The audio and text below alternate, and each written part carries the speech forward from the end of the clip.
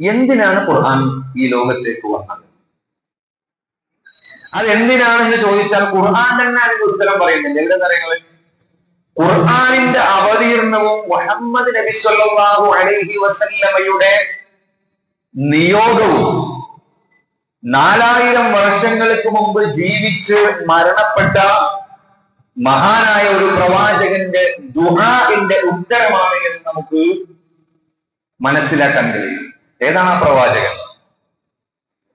4000 വർഷങ്ങൾക്ക് മുമ്പ് ഈ ഭൂമി ലോകത്ത് ജനിച്ച് ജീവിച്ച് വഫാത്തായ ഒരു പ്രവാചകന്റെ മനസ്സിൽ തട്ടിയുള്ള ദുആഇന്റെ ഉത്തരമാണ് അന്ത്യപ്രവാചകൻ മുഹമ്മദ് മുസ്തഫ സ്വല്ലല്ലാഹു അലൈഹി വസല്ലമയും ആ മുഹമ്മദ് നബിയിലേക്ക് അല്ലാഹു സുബ്ഹാനഹു വ തആല നിയോഗിച്ച അല്ലാഹു അവതരിപ്പിച്ചു നൽകിയ വിശുദ്ധ ഖുർആൻ എന്ന ഗ്രന്ഥവും. ആ ലക്ഷ്യം ആ ദുആഇലുണ്ട്. ഇബ്രാഹിം അലൈഹിസ്സലാം, അബുൽ അംബിയ, ഒരുപാട് പ്രവാചകന്മാരുടെ പൂർവ്വ പിതാവ് എന്നറിയപ്പെടുന്ന ഇബ്രാഹിം അലൈഹിസ്സലാമയുടെ പ്രാർത്ഥന ഖുർആൻ സൂറത്തുൽ ബഖറയിലെ 127 മുതൽ ആയത്തിൽ പറയുന്നുണ്ട്. സ്വന്തം മോനെയായിട്ട് കഅബാലയത്തിന്റെ ഓരോ കല്ലുകളും പൊക്കി വെച്ച് പണിതുയർത്തിയിട്ട് ഇബ്രാഹിം നബി പ്രാർത്ഥിച്ചത് പ്രാർത്ഥനയാണ് തുടങ്ങുന്നത്. അല്ലെ, ഇബ്രാഹിം നബിയും ഇസ്മായിൽ അലൈഹി സ്വലാം കഅബാലയം പൂർത്തിയാക്കി. പെട്ടെന്ന് പറഞ്ഞതാണ് നിന്റെ വിഷയത്തിന്റെ മർമ്മത്തിലേക്ക് വരും. റബ്ബന ഇന്നക അൻത സമീഉൽ അലീം, പടച്ചോനെ സ്വീകരി, റബ്ബന തഖബ്ബൽ മിന്നാ, പടച്ചോനെ സ്വീകരിക്കണേ എന്ന ദുആ. അത് കഴിഞ്ഞ് ഇബ്രാഹിം അലൈഹി സ്വലാം വീണ്ടും പ്രാർത്ഥിക്കുന്നു, റബ്ബന, ഞങ്ങളുടെ രക്ഷിതാവേ, ഞങ്ങളെ നിന്നെ കീഴൊതുങ്ങുന്നവരാക്കി മുസ്ലിമാക്കി മാറ്റണം. ഞങ്ങളുടെ മക്കളിൽപ്പെട്ട എല്ലാ തലമുറയെയും നിനക്ക് കീഴൊതുങ്ങുന്നവരാക്കി മാറ്റണം. അതൊന്ന് സ്വീകരിച്ചു. ഇബ്രാഹിം അലൈഹി സ്വലാമയുടെ മകൻ ഇസ്ഹാഖ് അലൈഹി സ്വലാമയുടെ സന്താന പരമ്പരയിലാണ് അവിടുന്ന് അങ്ങോട്ടുള്ള യാക്കൂബ് അലൈഹിസ്സലാം, യൂസുഫ് അലൈഹിസ്സലാം, സുലൈമാൻ അലൈഹിസ്സലാം, ദാവൂദ് അലൈഹിസ്സലാം, ഈസ അലൈഹിസ്സലാം അടക്കമുള്ള പ്രവാചകന്മാർ വന്നതായി നമുക്ക് കാണാൻ കഴിയും. ആ ഇബ്രാഹിം അലൈഹിസ്സലാമയുടെ മറ്റൊരു മകൻ ഹാജറിലുണ്ടായ ഇസ്മായിൽ എന്ന മകനിലൂടെയാണ് നബിയുന മുഹമ്മദ് സല്ലല്ലാഹു അലൈഹി വസല്ലം ജനിക്കുന്നത്. അപ്പോ ഏറ്റവും അധികം പ്രവാചകന്മാരുടെ സുദീർഘമായ ഒരു നിര തന്നെ ഇബ്രാഹിം അലൈഹി സ്വലാമയുടെ സന്താന പരമ്പരയിൽ നമുക്ക് കാണാൻ കഴിയും. വേറെ എവിടെയും നമുക്ക് കാണാൻ കഴിയില്ല. വേറൊരു പ്രവാചകന്റെ സന്താന പരമ്പരയിലും അങ്ങനെ കാണാൻ കഴിയില്ല. ആ രണ്ട് പ്രാർത്ഥനയ്ക്കു ശേഷം ഇബ്രാഹിം അലൈഹിസ്സലാം മനസ്സിൽ തട്ടി റബ്ബിനോട് പ്രാർത്ഥിക്കുന്ന ഒരു ദുആ വിശുദ്ധ ഖുർആൻ പറയുന്നുണ്ട്. ആ ദുആയിലുണ്ട് എന്തിനാണ് ഖുർആൻ, ആ ദുആയിലുണ്ട് എന്തിനാണ് വിശുദ്ധ ഖുർആൻ ഈ ഭൂമി ലോകത്തേക്ക് റബ്ബ് സുബ്ഹാനഹു വ തആല അയച്ചതെന്ന് ആ ആയത്തിൽ പറയുന്നുണ്ട്. ഇബ്രാഹിം അലൈഹിസ്സലാം പ്രാർത്ഥിക്കുകയാണ്, റബ്ബനാ, ഞങ്ങളുടെ രക്ഷിതാവേ, വബഅത്ത് ഫീഹിം റസൂലൻ മിൻഹും യത്ലു അലൈഹിം ആയാതിക വയുഅല്ലിമുഹുൽ കിതാബ വൽ ഹിക്മ വയുസക്കീഹിം ഇന്നക അൻതൽ അസീസുൽ ഹകീം. റബ്ബനാ, ഞങ്ങളുടെ രക്ഷിതാവേ, വബഅത്ത് ഫീഹിം റസൂലൻ മിൻഹും, എന്റെ മക്കളുടെ മക്കളായി ഈ ഭൂമി ലോകത്ത് ജനിച്ചു വീഴുന്ന തലമുറയിൽ, ഈ മക്കയിൽ ജീവിക്കുന്ന ആ തലമുറയിലേക്ക് നീ ഒരു പ്രവാചകനെ നിയോഗിക്കണേ. അള്ളാഹുവിനോട് ഇബ്രാഹിം 4000 കൊല്ലങ്ങൾക്ക് മുമ്പ് പ്രാർത്ഥിക്കുക, പടച്ചോനെ, എന്റെ തലമുറയിൽപ്പെട്ട ഈ ജനവിഭാഗത്തിലേക്ക്, ജസീറത്തുൽ അറബിൽ വരാനിരിക്കുന്ന സമൂഹത്തിലേക്ക് ഒരു നബിയെ നീ നിയോഗിക്കണം. ആ നബിയുടെ ദൗത്യം എന്താണ്? യത്ലു അലൈഹിം ആയാതിക, നിന്റെ ദൃഷ്ടാന്തങ്ങൾ ആ നബി ആ സമൂഹത്തിന് ഇങ്ങനെ ഓതി കേൾപ്പിച്ചു കൊടുക്കണം. പിന്നെയോ വയുഅല്ലിമുഹുൽ കിതാബ വൽ ഹിക്മ, ആ സമൂഹത്തിന് കിതാബ്, വേദഗ്രന്ഥം പഠിപ്പിച്ചു കൊടുക്കണം. വൽ ഹിക്മ, തത്വജ്ഞാനവും പഠിപ്പിച്ചു കൊടുക്കണം. എന്നിട്ടോ വയുസക്കീഹിം, അവരെ സംസ്കരിച്ചെടുക്കണം. അവരെ കഴുകി ശുദ്ധീകരിച്ചെടുക്കുന്ന ഒരു നബിയെ നീ നിയോഗിക്കണം റബ്ബേ. നോക്കൂ നിങ്ങൾ, ഇബ്രാഹിം അലൈഹിസ്സലാമയുടെ ദുആ, ഇന്നക അൻതൽ അസീസുൽ ഹകീം, നീ അങ്ങേയറ്റം പ്രതാപിയും യുക്തിമാനുമാകുന്നു എന്ന പ്രാർത്ഥന. ഈ പ്രാർത്ഥന അല്ലാഹു സുബ്ഹാനഹു വ തആല സ്വീകരിക്കുകയാണ്. ആ പ്രാർത്ഥനയുടെ ഉത്തരമാണ് മുഹമ്മദ് നബി സ്വല്ലല്ലാഹു അലൈഹി വസല്ലം ആ പ്രാർത്ഥനയുടെ ഉത്തരമാണ് നമ്മിലേക്ക്, ഈ ഉമ്മത്തിലേക്ക് അവതരിപ്പിച്ചിട്ടുള്ള വിശുദ്ധ ഖുർആൻ. അത് ഖുർആൻ സൂറത്ത് ആൽ ഇംറാൻ 164 ആയത്തിലൂടെ പറയുന്നു, ലഖദ് മന്നല്ലാഹു അലൽ മുഅ്മിനീന ഇദ് ബഅസ ഫീഹിം റസൂലൻ മിൻ അൻഫുസിഹിം യത്ലു അലൈഹിം ആയാതിഹി വയുസക്കീഹിം. നോക്കുക, അതേ പദമാണ്, വയുഅല്ലിമുഹുൽ കിതാബ വൽ ഹിക്മ വഇൻ കാനൂ മിൻ ഖബ്ലു ലഫീ ളലാലിൻ മുബീൻ. എന്താണ് പറഞ്ഞത്? ലഖദ് മന്നല്ലാഹു അലൽ മുഅ്മിനീൻ, സത്യവിശ്വാസികൾ അല്ലാഹു അനുഗ്രഹിച്ചിരിക്കുന്നു. എങ്ങനെ? ഇദ് ബഅസ ഫീഹിം റസൂലൻ മിൻ അൻഫുസിഹിം, അവരിൽ നിന്നുള്ള പ്രവാചകനെ നിയോഗിച്ചു. യത്ലു അലൈഹിം ആയാതിഹി, അവന്റെ ദൃഷ്ടാന്തങ്ങൾ ഓതി കേൾപ്പിച്ചു. വയുസക്കീഹിം, അവരെ സംസ്കരിച്ചെടുത്തു. വയുഅല്ലിമുഹുൽ കിതാബ വൽ ഹിക്മ, വേദവും തത്വജ്ഞാനവും പഠിപ്പിച്ചു കൊടുത്തു. അവര് അതിനു മുമ്പ് വ്യക്തമായ വഴികളിലായിരുന്നു. നോക്കൂ സഹോദരങ്ങളെ, സഹോദരികളെ, അള്ളാഹ് പറയാണ് ആ സമൂഹത്തെ അനുഗ്രഹിച്ചു. ഇബ്രാഹിം അലൈഹി ഇസ്ലാമിയുടെ പ്രാർത്ഥനയ്ക്ക് അല്ലാഹു സുബ്ഹാനഹു വ തആല ഉത്തരം നൽകി. ഖുർആൻ എന്തിനാ അവതരിപ്പിച്ചത്? ഖുർആൻ അവതരിപ്പിച്ചത് ഈ പറഞ്ഞ പ്രധാനപ്പെട്ട രണ്ട് കാര്യത്തിനാണ്. ഒന്ന് ഹിക്മത്താണ്, രണ്ട് തസ്കിയത്താണ്. എന്താണ് ഹിക്മത്ത്? ഹിക്മത്ത് എന്നാൽ നമ്മൾ പറയുക, എല്ലാവരും ഹിക്മത്തിന് നേരെ നിങ്ങൾ ഭാഷാർത്ഥം നോക്കിക്കഴിഞ്ഞാൽ തത്വജ്ഞാനം എന്ന് കേൾക്കും, അല്ലെങ്കിൽ ഇംഗ്ലീഷ് എടുത്ത് നോക്കിയാൽ ഫിലോസഫി എന്ന് കാണാൻ കഴിയും. യഥാർത്ഥത്തിൽ ഈ ഹിക്മത്ത് നമുക്ക് മനസ്സിലാക്കുന്ന ഭാഷ ആര് പഠിപ്പിച്ചെന്നിട്ടുണ്ട് അറിയോ? മഹാനായ റഈസുൽ മുഫസ്സിരീൻ ഇബ്നു അബ്ബാസ് റളിയല്ലാഹു അൻഹു, മക്കയിൽ നിന്നും മദീനയിൽ നിന്നുമുള്ള ഒരു സംഘം ആളുകൾ, റഈസുൽ മുഫസ്സിരീൻ, വിശുദ്ധ ഖുർആനിന്റെ തഫ്സീർ ചെയ്തിരുന്ന അക്കാലഘട്ടത്തിൽ ഏറ്റവും വലിയ മുഫസ്സിറായിരുന്ന ഇബ്നു അബ്ബാസ് റളിയല്ലാഹു അൻഹുവിന്റെ അടുക്കൽ വന്നുകൊണ്ട് ചോദിക്കുകയാണ്, എന്താണ് ഹിക്മത്ത് എന്ന വാക്കുകൊണ്ട് ഖുർആൻ ഉദ്ദേശിച്ചത്? കുറെ പ്രവാചകന്മാരെ കുറിച്ച് പറയുമ്പോ അവിടെ ഹിക്മം മഇൽമ എന്ന് പ്രയോഗിച്ചിട്ടുണ്ടല്ലോ.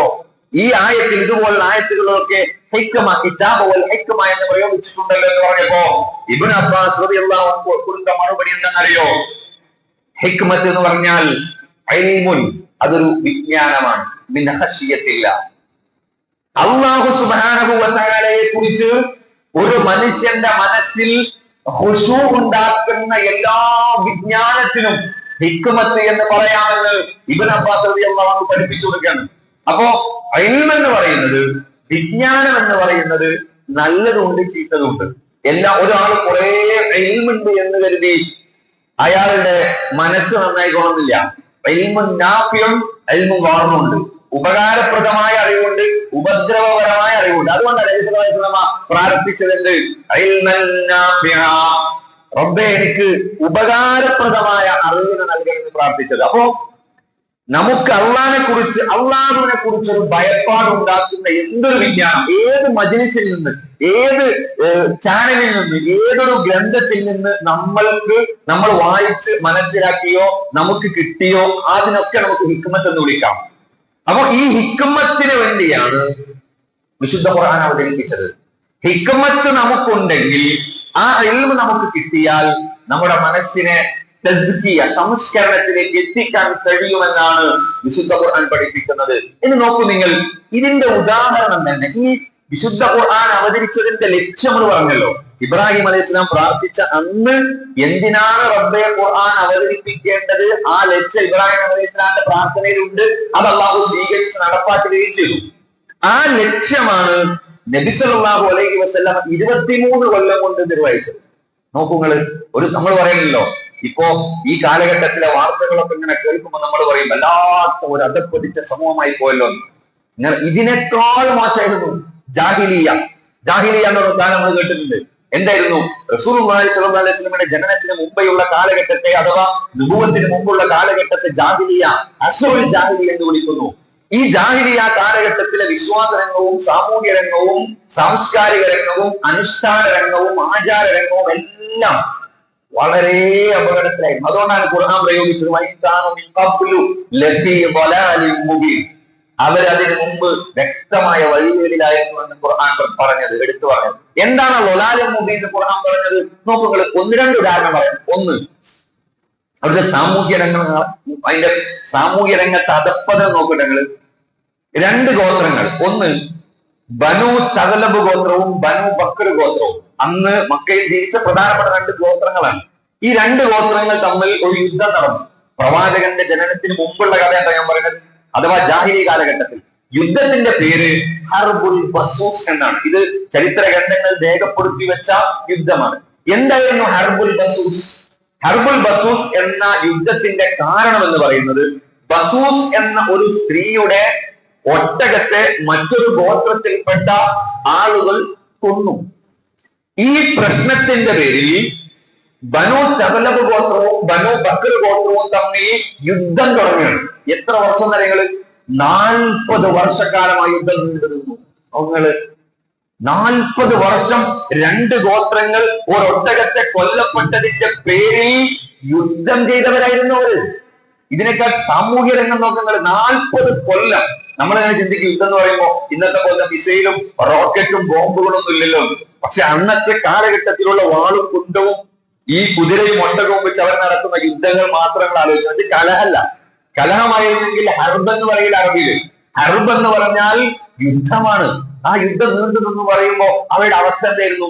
ഇനി നോക്കൂ നിങ്ങൾ, ജാഹിലി കാലഘട്ടത്തിൽ നടന്നിട്ടുള്ള ഏറ്റവും പ്രധാനപ്പെട്ട മറ്റൊരു യുദ്ധമാണ് ഹർബു ദാഹിസ് ഗബ്രാ യുദ്ധം.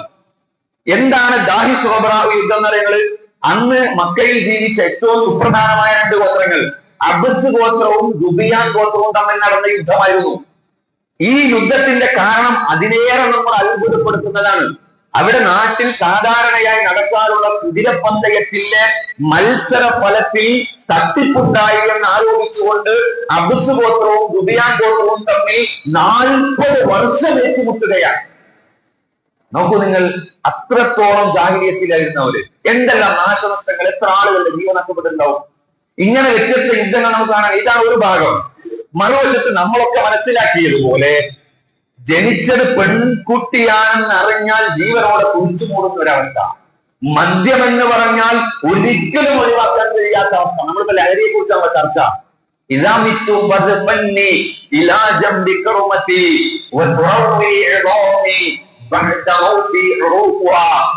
കാലഘട്ടത്തിൽ ഒരു കവി എഴുതി വെച്ചതാ, ഞാൻ മരിച്ചാൽ നിങ്ങൾ എവിടെ എന്നെ കുഴിച്ചിടണം? മുന്തിരിക്കാടിന്റെ അടിയിൽ കുഴിച്ചിടണം. അപ്പൊ ആ മുന്തിരി വള്ളിയിൽ നിന്ന് ഉച്ചി വീഴുന്ന മുന്തിരിച്ചാറ് മണ്ണിലടിയിലൂടെ എന്റെ കബറിലേക്ക് വന്ന് ആ എല്ലുകൾ ആ മുന്തിരിച്ചാറ് ഊറ്റി കുടിക്കുമ്പോ എനിക്ക് മദ്യത്തിന്റെ ആസക്തി മരിച്ചു കഴിഞ്ഞാലും കിട്ടല്ലോ എന്ന് പാടിയിരുന്നവരായിരുന്നു അവർ. പെണ്ണെന്ന് പറഞ്ഞാൽ കേവലമായ ഭോഗവസ്തു മാത്രമായി കണക്കാക്കിയിരുന്ന, ലൈംഗിക കാര്യങ്ങളിൽ യാതൊരു വിധത്തിലുള്ള ശുദ്ധിയുമില്ലാതിരുന്നവർ, കഅബാലയത്തിന്റെ മുമ്പിൽ ഒരു വസ്ത്രം പോലും ഇടാതെ നഗ്നരായി തവാഫ് ചെയ്തിരുന്നവർ, കഅബാലയം എന്ന അല്ലാഹുവിനെ ആരാധിക്കാൻ വേണ്ടി ഉണ്ടാക്കിയ ആ ഭവനത്തിന്റെ ഉള്ളിൽ 100 കണക്കിന് വിഗ്രഹങ്ങൾ കൊണ്ടുപോയി ആരാധിച്ചിരുന്നവർ, ഇങ്ങനെ വിശുദ്ധ ഖുർആൻ വിശേഷിപ്പിച്ച എന്ന അത്രയേറെ വഴികേടിലായിരുന്ന ഒരു സമൂഹത്തെയാണ് വെറും 23 കൊല്ലക്കാലം കൊണ്ട് നബിയുനാ മുഹമ്മദ് സല്ലല്ലാഹു അലൈഹി വസല്ലമ സംസ്കരിച്ചെടുക്കുന്നത്. സംസ്കരിച്ചെടുത്തു എന്ന് മാത്രമല്ല, ആ 23 വർഷം കഴിഞ്ഞപ്പോഴേക്ക് ആ സമൂഹത്തിന് അള്ളാഹുവിന്റെ ഒരു സാക്ഷ്യപത്രം ലഭിക്കുന്നു. എന്താണ് ആ സാക്ഷ്യപത്രം? കുന്തും ഖൈറു ഉമ്മ, നിങ്ങളാകുന്നു ഏറ്റവും ഉത്തമരായ സമൂഹം. നോക്കൂ സഹോദരങ്ങളെ, റളിയല്ലാഹു അൻഹും വറദു അൻഹു, നിങ്ങൾ അല്ലാഹുവിനെയും അല്ലാഹു നിങ്ങളെയും തൃപ്തിപ്പെട്ടിരിക്കുന്നു. സുബ്ഹാനല്ലാഹ്. എന്താണ് കാരണം? ഖുർആൻ എന്ന മാസ്മരികമായ വശ്യ സൗന്ദര്യമായ റബ്ബിന്റെ കലാം വേറൊന്നുമല്ല. ആ ഖുർആനിന്റെ സംസ്കരണം നോക്കുകൾ. ഖുർആനിന്റെ സംസ്കരണം എന്ന് പറയുമ്പോ നമുക്ക് ഓർമ്മ വരുന്ന ഏറ്റവും പ്രധാനപ്പെട്ട ഒരു സംഭവമുണ്ട്. ഏതാണെന്നറിയങ്ങള്? മഹാനായ ഉമറിന്റെ സംഭവം. നമുക്കറിയാം, മദ്രസയിലെ പഠിച്ചു ഞാൻ വിശദീകരിക്കുന്നില്ല. ഉഖാവയിലെ പോക്കിരിയായ ഉമർ എന്ന ധീരശൂര പരാക്രമിയായ മനുഷ്യ സ്വഭാവിയായ, അന്ന് മക്കയിൽ ജീവിച്ച ഏതൊരു ധീരനായ മനുഷ്യനും ഉമറിന്റെ ധീരതയ്ക്ക് മുന്നിൽ, ഉമറിന്റെ പൗരുഷത്തിന് മുന്നിൽ മുട്ടുമടക്കി പോകുന്ന ഉമർ.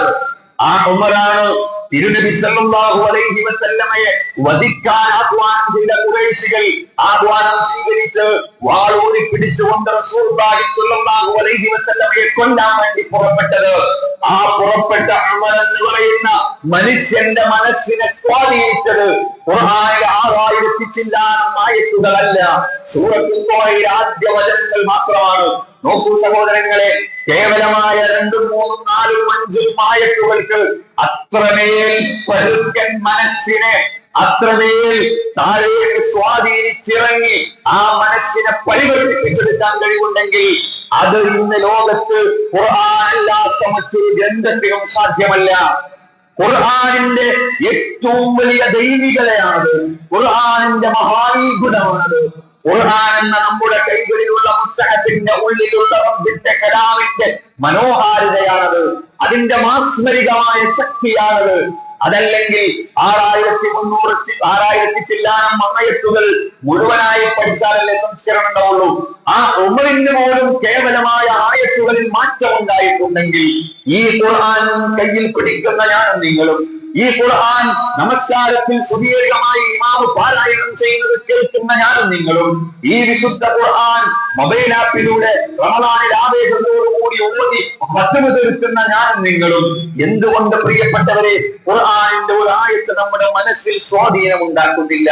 ഖുർആനിന്റെ ഒരു ആയത്ത് എന്തുകൊണ്ട് നമ്മുടെ മനസ്സിനെ പരിവർത്തിപ്പിക്കുന്നില്ല എന്ന് നമ്മൾ ചിന്തിക്കണം. ഇല്ല എന്നാണ് ഉത്തരമെങ്കിൽ അതിന് ഒരൊറ്റ കാരണമേ ഉള്ളൂ. ഖുർആൻ നമ്മൾ ആഴത്തിൽ പഠിക്കുന്നില്ല. ഓതിയ പുണ്യുണ്ട്, തെറ്റിയ പോലും പുണ്യം തോന്നും പോലെ. ഇങ്ങനത്തെ ഒരു ഗ്രന്ഥം പറയില്ല.